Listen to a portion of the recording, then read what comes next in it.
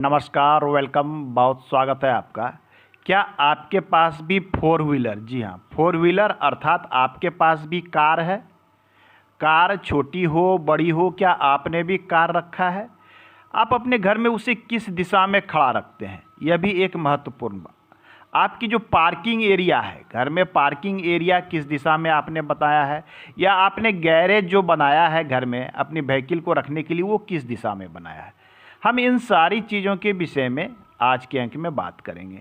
देखिए, मुख्य रूप से दो चार चीज़ों के विषय में सोचना है कि आपका घर कौन से दिशा का है, पूर्वमुखी है या उत्तरमुखी है, दक्षिण मुखी है, किसी भी मुख का आपका घर हो सकता है।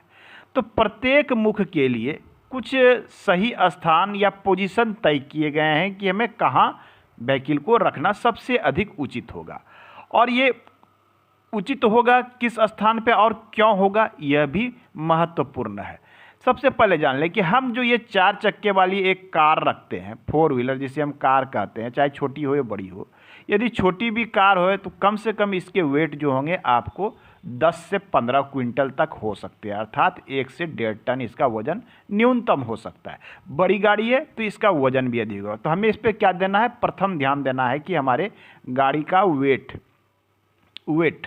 दूसरा क्या है कि ये एक मशीनरी इक्विपमेंट है। ये क्या है, एक मशीनरी इक्विपमेंट है।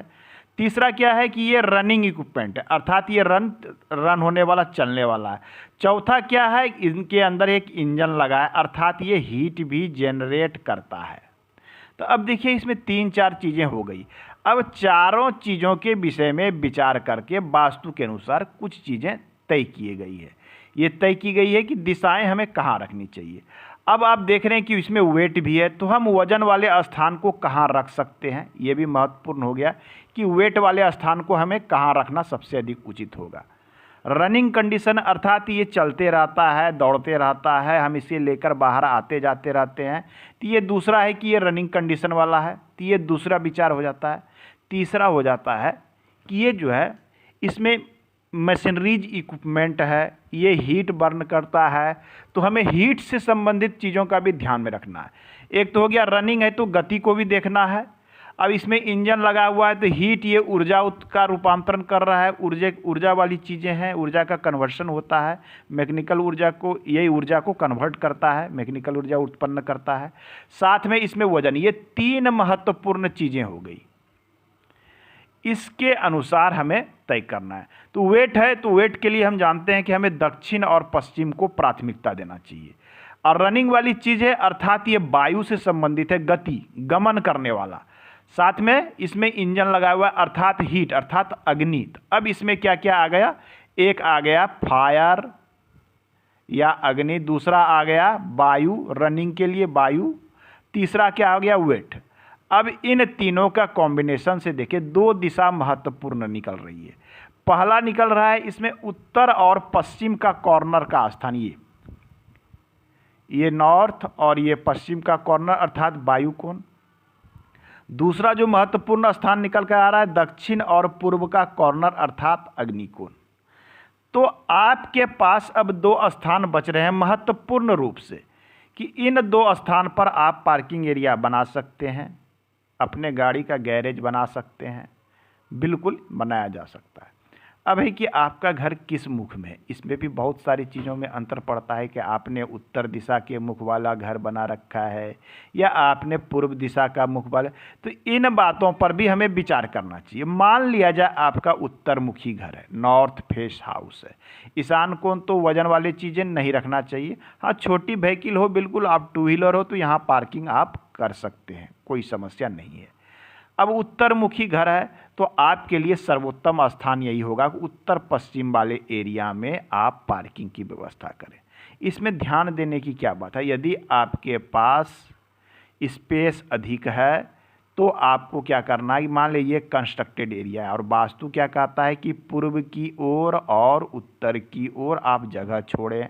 ये कंस्ट्रक्टेड एरिया हो सकता है आपके घर का, तो यदि आपने यहाँ जगह छोड़ रखा है तो आपके पास दोनों ऑप्शन बचते हैं, आप यहाँ भी खड़े कर सकते हैं और यहाँ भी खड़े कर सकते हैं। परंतु वर्तमान समय में क्या है कि लोगों के पास जगह की समस्या है, जगह की कमी है, उनके पास इतना ही घर है जितना में वो निर्माण करते हैं, एक्स्ट्रा कोई जगह नहीं है।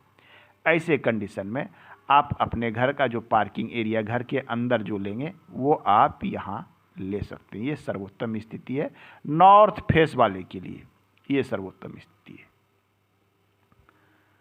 ये तो हो गई ना। अब हम पूर्व फेस।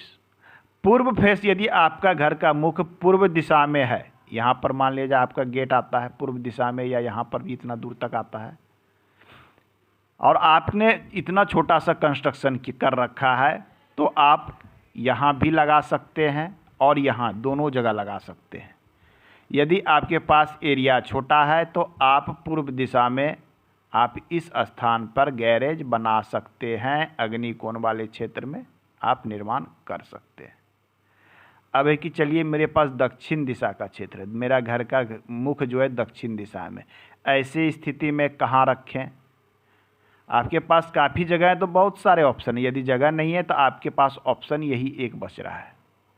आपका घर हो सकता है कि अब पश्चिम दिशा में हो, ऐसे कंडीशन में हम कहाँ रखें? कुछ लोग कहेंगे कि वज़न वाली चीज़ें हम यहाँ भी रख सकते हैं, वेट वाली चीज़ें हम यहाँ रख देंगे। दक्षिण दिशा का हो या पश्चिम दिशा, क्या हम यहाँ रख सकते हैं? वेट वाली चीज़ें हैं, 2 टन की व्हीकल है, बिल्कुल रखा जा सकता है। यदि आप इस स्थान को व्हीकल रखने में यूज कर देते हैं, आपने एक महत्वपूर्ण स्थान को खो दिया। क्योंकि व्हीकल भी एक बड़े कमरे के साइज का पार्किंग एरिया लेता है, तो एक महत्वपूर्ण स्थान आपका नष्ट हो जाएगा। ऐसे कंडीशन में क्या करना है कि यदि पश्चिम मुखी हो तो भी आपको गैरेज के लिए इस स्थान का चुनाव प्रमुख रूप से प्राथमिकता देके इस स्थान का चुनाव करना चाहिए। तो आप ओवरऑल देखें तो आपके पास 2 सर्वोत्तम दिशा है, पहला ये और दूसरा ये। यहाँ 2 जगह आप गैरेज का निर्माण, पार्किंग एरिया का निर्माण कर सकते हैं। हाँ, छोटे व्हीकल हैं तो छोटे व्हीकल तो आप खड़े कर सकते हैं आप अपनी इच्छा अनुसार या जगह के अनुसार, लेकिन बड़े व्हीकल पर विशेष ध्यान हमें देनी चाहिए। अब समस्याएं भी बहुत तरह की आ सकती है। यदि आप गलत जगह पे गलत तरीके से खड़े करते हैं तो आप क्या करते हैं, व्हीकल पर बाहर जाते हैं, बिजनेस डील करते हैं, और क्या होगी, गलत तरीके से गलत जगह पे खड़ा करते हैं तो मशीनरी इक्विपमेंट है बार बार बिगड़ेगा, एन वक्त पे ये धोखा दे देगा, कभी बैटरी डिस्चार्ज है, कभी कुछ है, कभी कुछ है, ख़राब होते रहेंगे, आपको समस्याएं क्रिएट होते रहेगी। तो ये सारी चीज़ें हैं। तो आज के अंक में इतना ही, मिलते हैं अगले अंक में, हम पुनः बात करेंगे। धन्यवाद।